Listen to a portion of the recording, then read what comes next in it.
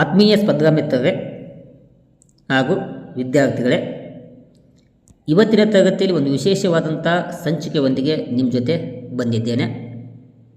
ಇವತ್ತು ನಾವು ಚರ್ಚೆ ಮಾಡುವಂಥ ಟಾಪಿಕ್ಕು ಯಾವಂತಂದ್ರೆ ಕರ್ನಾಟಕದ ಆರ್ಥಿಕ ಸಮೀಕ್ಷೆ 2025 ಮತ್ತು 26 ಈ ಸಮೀಕ್ಷೆ ಬಗ್ಗೆ ಚರ್ಚೆಯನ್ನು ಮಾಡೋಣ. ಮುಂಬರುವಂಥ ಸ್ಪರ್ಧಾತ್ಮಕ ಪರೀಕ್ಷೆಯಲ್ಲಿ ಕರ್ನಾಟಕದ ಆರ್ಥಿಕ ಸಮೀಕ್ಷೆ ಮೇಲೆ ಪ್ರಶ್ನೆ ಕೇಳುವಂಥ ಸಂಭವ ಇರುವುದರಿಂದ ಆ ಪರೀಕ್ಷಾ ದೃಷ್ಟಿಯಿಂದ ಈ ಆರ್ಥಿಕ ಸಮೀಕ್ಷೆಯಲ್ಲಿ ಏನು ಪ್ರಮುಖವಾದಂಥ ಅಂಶಗಳು ಇವೆ ಎಂಬುದನ್ನು ನಿಮ್ಮ ಜೊತೆ ಇವತ್ತು ನಾನು ಚರ್ಚೆಯನ್ನು ಮಾಡ್ತೇನೆ. ಈ ಕರ್ನಾಟಕ ಆರ್ಥಿಕ ಸಮೀಕ್ಷೆಯನ್ನು ಬಿಡುಗಡೆ ಮಾಡುವಂಥ ಸಂಸ್ಥೆ ಯಾವುದಂತಂದ್ರೆ ಅದು ಯೋಜನೆ, ಕಾರ್ಯಕ್ರಮ ಸಂಯೋಜನೆ ಮತ್ತು ಸಾಂಘಿಕ ಇಲಾಖೆ ಏನು ಮಾಡ್ತದೆ, ಪ್ರತಿ ವರ್ಷ ಈ ಕರ್ನಾಟಕ ಆರ್ಥಿಕ ಸಮೀಕ್ಷೆಯನ್ನು ಬಿಡುಗಡೆಯನ್ನು ಮಾಡುತ್ತದೆ. ಈ ಕರ್ನಾಟಕ ಆರ್ಥಿಕ ಸಮೀಕ್ಷೆ ಮೊದಲ ಬಾರಿಗೆ ಪ್ರಕಟಣೆ ಆಗಿದ್ದು ಯಾವಾಗ ಅಂತಂದ್ರೆ 1978 ಮತ್ತು 79ನೇ ಇಸ್ವಿ ಒಳಗೆ ಕರ್ನಾಟಕದ ಮೊದಲ ಸಮೀಕ್ಷೆಯನ್ನು ಬಿಡುಗಡೆಯನ್ನು ಮಾಡಲಾಯಿತು. ಮತ್ತು ಇತ್ತೀಚೆಗೆ ಬಿಡುಗಡೆಯಾಗಿರುವಂಥ 2025 ಮತ್ತು 26ನೇ ಸಾಲಿನ ಈ ಆರ್ಥಿಕ ಸಮೀಕ್ಷೆ ಏನಿದೆಯಲ್ಲ, ಇದು ಕರ್ನಾಟಕ ಸರ್ಕಾರ ಮಂಡಿಸಿರುವಂಥ 48ನೆಯ ಆರ್ಥಿಕ ಸಮೀಕ್ಷೆ ಆಗಿದೆ. ಈ ವರ್ಷದ ಆರ್ಥಿಕ ಸಮೀಕ್ಷೆಯಲ್ಲಿ ನಾವು ಒಟ್ಟಾರೆಯಾಗಿ 13 ಅಧ್ಯಾಯಗಳನ್ನು ಕಾಣ್ತೇವೆ. ಈ 13 ಅಧ್ಯಾಯದಲ್ಲಿ ಬರುವಂಥ ಪ್ರಮುಖ ಅಂಶಗಳನ್ನು ನಾನು ನಿಮಗೆ ತಿಳಿಸುವಂಥ ಒಂದು ಸಣ್ಣ ಪ್ರಯತ್ನವನ್ನು ಮಾಡಲಾಗುತ್ತದೆ. ಬನ್ನಿ ಅವು ಯಾವ ಅಂಶಗಳಂತೇಳಿ ಇಲ್ಲಿ ಚರ್ಚೆಯನ್ನು ಮಾಡೋಣ. ಈ ಕರ್ನಾಟಕದ ಆರ್ಥಿಕ ಸಮೀಕ್ಷೆಯಲ್ಲಿ ನಾವು ಪ್ರಮುಖವಾಗಿ ಅಧ್ಯಯನ ಮಾಡಬೇಕಾಗಿದ್ದು ಯಾವುದಂತಂದ್ರೆ ಕರ್ನಾಟಕ ರಾಜ್ಯದ ಆಂತರಿಕ ಉತ್ಪನ್ನ ಅಂತೇಳಿ. ಈ ಕರ್ನಾಟಕದ ರಾಜ್ಯದ ಆಂತರಿಕ ಉತ್ಪನ್ನ ಎಷ್ಟಿದೆ ಅಂತೇಳಿ ನಾವು ಇವತ್ತು ತಿಳಿದುಕೊಳ್ಳೋಣ. ಈ ಪ್ರಸಕ್ತ ಬೆಳೆಗಳಲ್ಲಿ ಕರ್ನಾಟಕ ರಾಜ್ಯ ಆಂತರಿಕ ಉತ್ಪನ್ನವನ್ನು ಮಾಪನವನ್ನು ಮಾಡಲಾಗಿದೆ. 2024 ಮತ್ತು 25ನೇ ಸಾಲಿನೊಳಗೆ ಕರ್ನಾಟಕದ ರಾಜ್ಯ ಆಂತರಿಕ ಉತ್ಪನ್ನ 29.6 ಲಕ್ಷ ಕೋಟಿಗಳಷ್ಟು ಇತ್ತು. ಅದೇ ರೀತಿ 2025 ಮತ್ತು 26ನೇ ಸಾಲಿನೊಳಗೆ ಕರ್ನಾಟಕದ ರಾಜ್ಯ ಆಂತರಿಕ ಉತ್ಪನ್ನ 32.81 ಲಕ್ಷ ಕೋಟಿಗೆ ಹೆಚ್ಚಳ ಆಗಿದೆ. ಆ 24, 25 ಮತ್ತು 25-26 ನಾವು ನೋಡಿದಾಗ ಎಷ್ಟು ಬೆಳವಣಿಗೆ ಆಗುತ್ತೆ ಅಂತಂದ್ರೆ 12.9% ಬೆಳವಣಿಗೆಯನ್ನು ಈ ಕರ್ನಾಟಕ ರಾಜ್ಯ ಆಂತರಿಕ ಉತ್ಪನ್ನದಲ್ಲಿ ನಾವು ನೋಡ್ಬೋದು. ಇದು ಯಾವುದಾದ ಮೇಲೆ ಪ್ರಸಕ್ತ ಬೆಳೆಗಳಲ್ಲಿ ನಾವು ಅಧ್ಯಯನವನ್ನು ಮಾಡಿದಾಗ. ಇನ್ನು ಕರ್ನಾಟಕ ರಾಜ್ಯದ ಸ್ಥಿರ ಬೆಲೆಗಳಲ್ಲಿ ನಾವು ಆರ್ಥಿಕ ಸಮೀಕ್ಷೆಯನ್ನು ಅಧ್ಯಯನ ಮಾಡಿದಾಗ 2024 ಮತ್ತು 25ನೇ ಸಾಲಿನೊಳಗೆ 15.94 ಲಕ್ಷ ಕೋಟಿಯಷ್ಟು ಮೌಲ್ಯ ಇದ್ದು, 2025 ಮತ್ತು 26ನೇ ಸಾಲಿನೊಳಗೆ ಅದು 17.23 ಲಕ್ಷ ಕೋಟಿಗೆ ಹೆಚ್ಚಳ ಆಗುವಂಥ ನಿರೀಕ್ಷೆಯನ್ನು ಇಟ್ಟುಕೊಳ್ಳಲಾಗಿದೆ. ಅದು ಎಷ್ಟರಲ್ಲಿ ಬೆಳವಣಿಗೆ ಅಂತಂದ್ರೆ 8.1% ಬೆಳವಣಿಗೆಯೊಂದಿಗೆ 17.23 ಲಕ್ಷ ಕೋಟಿ ಆಗುವಂಥ ನಿರೀಕ್ಷೆಯನ್ನು ಇಟ್ಟುಕೊಳ್ಳಲಾಗಿದೆ. ಇದು ಕರ್ನಾಟಕ ರಾಜ್ಯ ಆಂತರಿಕ ಉತ್ಪನ್ನಕ್ಕೆ ಸಂಬಂಧಪಟ್ಟಂತಹ ಮಾಹಿತಿ ಆಗಿದೆ. ಇನ್ನೂ ನಮ್ಗೆ ಹೆಚ್ಚಿನ ಮಾಹಿತಿ ಬೇಕಂತಂದ್ರೆ ಇಲ್ಲಿ ನೋಡ್ರಿ, 2025 ಮತ್ತು 26ನೇ ಸಾಲಿನಲ್ಲಿ ರಾಜ್ಯದ ಒಟ್ಟು ಆಂತರಿಕ ಉತ್ಪನ್ನದ ಬೆಳವಣಿಗೆ ದರ ಸ್ಥಿರ ಬೆಲೆಗಳಲ್ಲಿ 8.1% ಇದೆ ಅಂತೇಳಿ ನಾವಿಲ್ಲಿ ತಿಳಿದುಕೊಂಡಿದ್ದೇವೆ. ಈ ಒಂದು ಬೆಳವಣಿಗೆ ದರವನ್ನು ನಾವು ರಾಷ್ಟ್ರೀಯ ಆಂತರಿಕ ಉತ್ಪನ್ನದ ಬೆಳವಣಿಗೆ ದರಕ್ಕೆ ಹೋಲಿಕೆ ಮಾಡಿಕೊಂಡಾಗ ರಾಷ್ಟ್ರೀಯ ಬೆಳವಣಿಗೆ ದರ ಎಷ್ಟೈತಿ 7.4% ಇದೆ. ಈ ರಾಷ್ಟ್ರೀಯ ಆಂತರಿಕ ಉತ್ಪನ್ನವನ್ನು ನಾವು ರಾಜ್ಯ ಆಂತರಿಕ ಉತ್ಪನ್ನಕ್ಕೆ ಹೋಲಿಕೆ ಮಾಡಿಕೊಂಡಾಗ ಭಾರತಕ್ಕಿಂತ ಕರ್ನಾಟಕದ ಆಂತರಿಕ ಉತ್ಪನ್ನದ ಬೆಳವಣಿಗೆ ದರ ಹೆಚ್ಚಳವಾಗಿರುವುದು ಕಂಡು ಬರ್ತದೆ. ಇದು 7.4 ಐತಿ, ಇದು ಭಾರತದ್ದು. ಇಲ್ಲಿ ಕರ್ನಾಟಕದ್ದು 8.1% ಕಂಡು ಬರ್ತದೆ. ಈ ಒಂದು ಮಾಹಿತಿಯನ್ನು ವಿದ್ಯಾರ್ಥಿಗಳು ಸೂಕ್ಷ್ಮವಾಗಿ ನಾವು ಅಧ್ಯಯನವನ್ನು ಮಾಡಬೇಕಾಗ್ತದೆ. ಅಷ್ಟೇ ಅಲ್ಲದೆ ಈ ರಾಷ್ಟ್ರೀಯ ಆಂತರಿಕ ಉತ್ಪನ್ನಕ್ಕೆ ರಾಜ್ಯ ಆಂತರಿಕ ಉತ್ಪನ್ನದ ಕೊಡುಗೆ ಪ್ರಮಾಣ ಎಷ್ಟು ಎಂಬುದನ್ನು ನಾವಿಲ್ಲಿ ಚರ್ಚೆಯನ್ನು ಮಾಡೋಣ. ಅಂದರೆ ರಾಷ್ಟ್ರೀಯ ಆಂತರಿಕ ಉತ್ಪನ್ನ ಏನಿದೆಯಲ್ಲ, ಆ ರಾಷ್ಟ್ರೀಯ ಆಂತರಿಕ ಉತ್ಪನ್ನಕ್ಕೆ ನಮ್ಮ ರಾಜ್ಯದಿಂದ ಕೊಡುಗೆ ಎಷ್ಟೈತಿ ಎಂಬುದನ್ನು ನಾವಿಲ್ಲಿ ಚರ್ಚೆಯನ್ನು ಮಾಡೋಣ. 2024 ಮತ್ತು 25ನೇ ಸಾಲಿನೊಳಗೆ ರಾಷ್ಟ್ರೀಯ ಆಂತರಿಕ ಉತ್ಪನ್ನಕ್ಕೆ ಕರ್ನಾಟಕದ ಪಾಲು ಎಷ್ಟಂದ್ರೆ 8.9% ಇತ್ತು. ಅದರ ಪ್ರಮಾಣ 2025 ಮತ್ತು 26ನೇ ಸಾಲಿಗೆ 9.19% ಹೆಚ್ಚಳವಾಗುವಂಥ ನಿರೀಕ್ಷೆಯನ್ನು ಈ ಆರ್ಥಿಕ ಸಮೀಕ್ಷೆಯಲ್ಲಿ ನಾವು ತಿಳಿದುಕೊಳ್ಳುವಂಥ ಮಾಹಿತಿ ಆಗಿದೆ. ಏನ್ರಿ ಇಲ್ಲಿ 24-25ನೇ ಸಾಲಿನೊಳಗೆ 8.9 ಇತ್ತು. ಅದೇ 2020, 25 ಮತ್ತು 26ನೇ ಸಾಲಿನೊಳಗೆ ಅದು 9.19% ಹೆಚ್ಚಳವಾಗುವಂಥ ನಿರೀಕ್ಷೆಯನ್ನು ಇಟ್ಟುಕೊಳ್ಳಲಾಗಿದೆ. ಓಕೆನಾ, ಈ ಮಾಹಿತಿ ಕೂಡ ಪರೀಕ್ಷಾ ದೃಷ್ಟಿಯಿಂದ ಬಹಳ ಮಹತ್ವವಾಗಿರುವಂಥ ಅಂಶ ಆಗಿದೆ. ನೆಕ್ಸ್ಟ್ ಒಂದು ವಿದ್ಯಾರ್ಥಿಗಳೇ, ಈ ಆರ್ಥಿಕ ಸಮೀಕ್ಷೆಯಲ್ಲಿ ನಾವು ಪ್ರಮುಖವಾಗಿ ಅಧ್ಯಯನ ಮಾಡಬೇಕಾಗಿದ್ದು ಕರ್ನಾಟಕ ರಾಜ್ಯದ ತಲಾ ಆದಾಯ ಅಂತೇಳಿ. ತಲಾ ಆದಾಯ ಅಂತಂದ್ರೆ ರಾಜ್ಯದ ಒಟ್ಟು ಜನಸಂಖ್ಯೆಯನ್ನು ರಾಜ್ಯದ ಒಟ್ಟು ಆದಾಯವನ್ನು ಆ ರಾಜ್ಯದ ಜನಸಂಖ್ಯೆಯಿಂದ ಭಾಗಿಸಿದಾಗ ನಮಗೆ ಲಭ್ಯವಾಗುವಂಥ ಆದಾಯಕ್ಕೆ ನಾವು ತಲಾ ಆದಾಯ ಅಂತೇಳಿ ಕರಿತೀವಿ. ಈ ಆರ್ಥಿಕ ಸಮೀಕ್ಷೆಯಲ್ಲಿ ಈ ಕರ್ನಾಟಕ ರಾಜ್ಯದ ತಲಾ ಆದಾಯ ಎಷ್ಟಿದೆ ಎಂಬ ಅಂಕಿಅಂಶವನ್ನು ನಮಗಿಲ್ಲಿ ಲಭ್ಯವಾಗಿ ನಾವು ನೋಡಬಹುದು. 2025 ಮತ್ತು 26ನೇ ಸಾಲಿನೊಳಗೆ ಕರ್ನಾಟಕ ರಾಜ್ಯದ ತಲಾ ಆದಾಯ ಎಷ್ಟಂತಂದ್ರೆ 4,33,326 ರೂಪಾಯಿಯಷ್ಟು ಕರ್ನಾಟಕದ ರಾಜ್ಯ ಆದಾಯ ಇದೆ. ಈ ಕರ್ನಾಟಕದ ರಾಜ್ಯ ಆದಾಯವನ್ನು ರಾಷ್ಟ್ರೀಯ ತಲಾ ಆದಾಯಕ್ಕೆ ನಾವು ಹೋಲಿಕೆ ಮಾಡಿಕೊಂಡಾಗ 97% ಹೆಚ್ಚಳವಾಗಿರುವುದು ಕಂಡುಬರ್ತದೆ. ಯಾಕಂತಂದ್ರೆ ದೇಶದ ತಲಾ ಆದಾಯ ಕೇವಲ 2,19,575 ರೂಪಾಯಿ, ಇದು ದೇಶದ ತಲಾ ಆದಾಯ. ಇನ್ನು ರಾಜ್ಯದ ತಲಾ ಆದಾಯ ಎಷ್ಟೈತ್ರಿ? 4,33,326 ರಾಜ್ಯದ ತಲಾ ಆದಾಯ ಐತಿ. ಹೀಗಾಗಿ ದೇಶಕ್ಕಿಂತ ಕರ್ನಾಟಕದ ರಾಜ್ಯ ಆದಾಯ ಹೆಚ್ಚಳವಾಗಿರುವುದು ಈ ಅಂಕಿಅಂಶಗಳ ಮೂಲಕ ಗೊತ್ತಾಗ್ತದೆ. ಇನ್ನು ಈ ರಾಷ್ಟ್ರೀಯ ಅಥವಾ ರಾಜ್ಯದ ತಲಾ ಆದಾಯವನ್ನು ನಾವು ಎರಡು ರೀತಿಯಲ್ಲಿ ಮಾಪನ ಮಾಡ್ಬೋದು. ಒಂದು ಪ್ರಸಕ್ತ ಬೆಲೆಗಳಲ್ಲಿ ಅಧ್ಯಯನ ಮಾಡ್ತೀವಿ, ಇನ್ನೊಂದು ಸ್ಥಿರ ಬೆಲೆಯಲ್ಲಿ ಅಧ್ಯಯನವನ್ನು ಮಾಡ್ತೀವಿ. ಈಗ ಪ್ರಸಕ್ತ ಬೆಲೆಗಳಲ್ಲಿ ರಾಜ್ಯದ ತಲಾ ಆದಾಯ 2024 ಮತ್ತು 25ನೇ ಸಾಲಿನೊಳಗೆ ನಮ್ಮದು 3,86,156 ಇದೆ. ಇನ್ನು 2025 ಮತ್ತು 26ನೇ ಸಾಲಿನೊಳಗೆ ಪ್ರಸಕ್ತ ಬೆಳೆಗಳಲ್ಲಿ ಕರ್ನಾಟಕ ರಾಜ್ಯದ ತಲಾ ಆದಾಯ ಎಷ್ಟಂತಂದ್ರೆ 4,33,323 ಇದೆ. ಇದಕ್ಕೆ ನಾವು ಹೋಲಿಕೆ ಮಾಡಿಕೊಂಡಾಗ ಅದು ಹೆಚ್ಚಾದ ಪ್ರಮಾಣ ಎಷ್ಟಂತಂದ್ರೆ 12.2% ಹೆಚ್ಚಳವನ್ನು ಸಾಧಿಸುವುದರ ಮೂಲಕ ಕರ್ನಾಟಕದ ತಲಾ ಆದಾಯ 4,33,326 ರೂಪಾಯಿ ಇದೆ.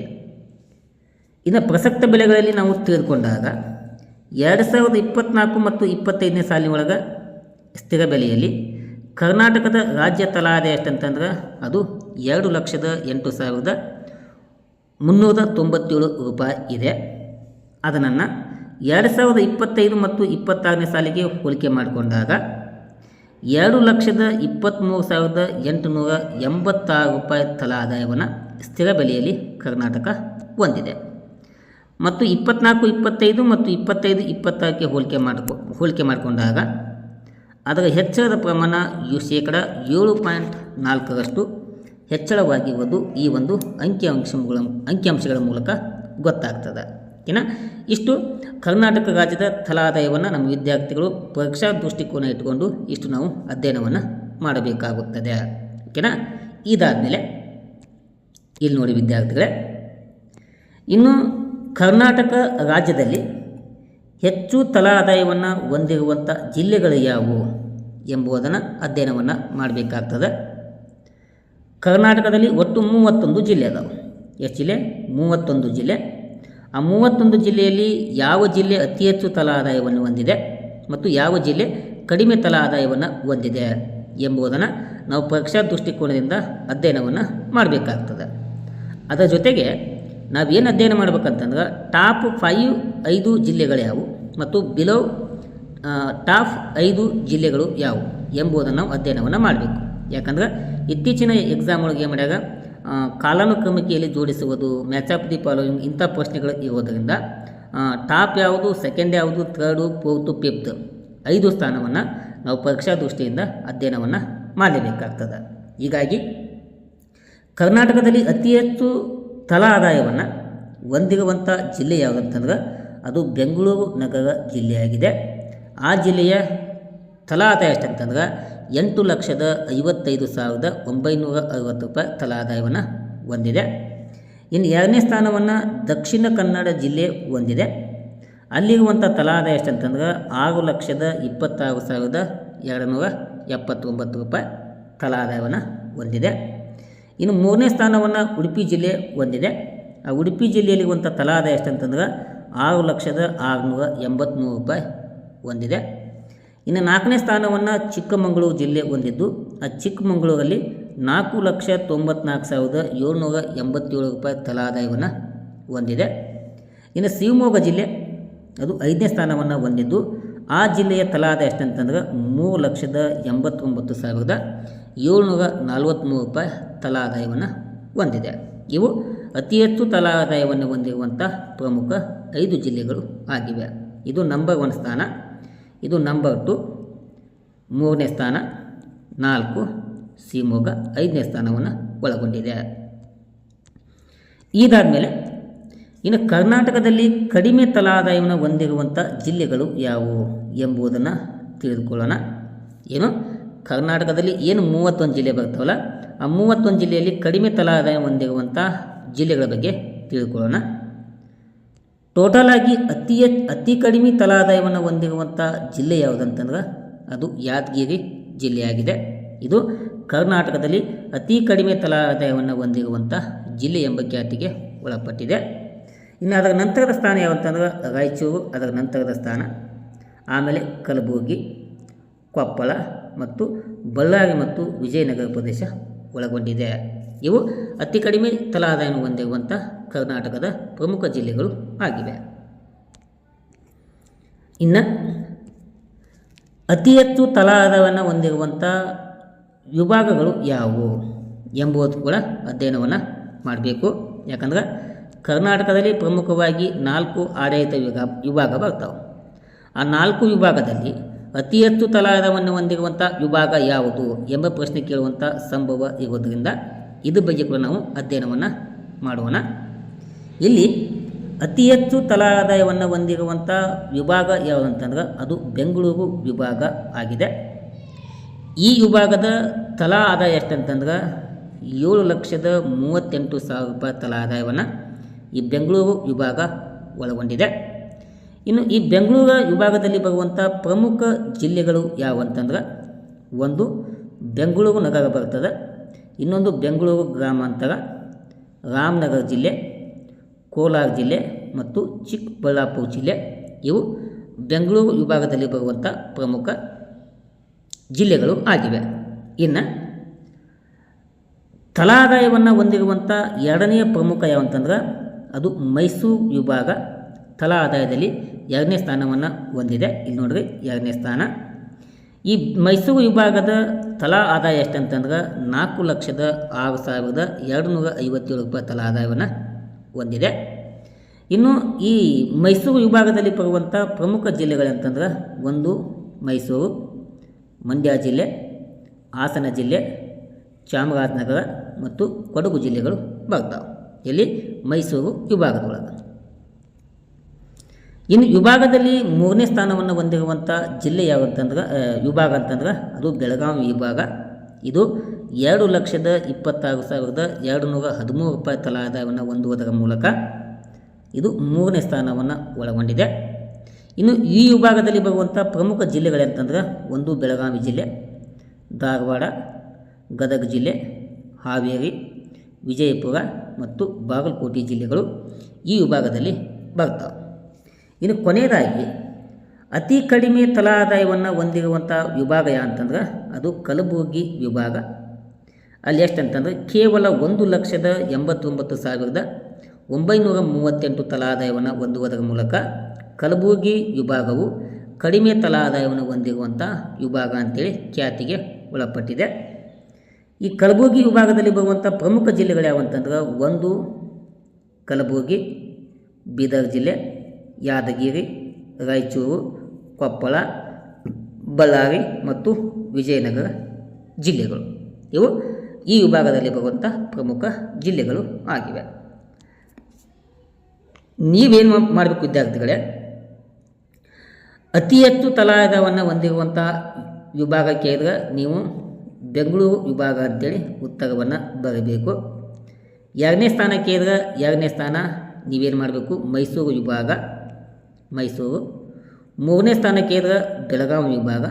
ಕೊನೆಯ ಸ್ಥಾನ ಕೇಳಿದ್ರೆ ಕಲಬುರಗಿ ವಿಭಾಗ ಅಂತೇಳಿ ನೀವು ಪರೀಕ್ಷಾ ದೃಷ್ಟಿಕೋನವನ್ನು ಇಟ್ಟುಕೊಂಡು ಅಧ್ಯಯನವನ್ನು ಮಾಡುವಂಥ ಕೆಲಸವನ್ನು ಮಾಡಬೇಕು. ಓಕೆನಾ? ಇಷ್ಟು ತಲಾದ ಬಗ್ಗೆ ಮಾಹಿತಿ ಆಗಿದೆ. Next one,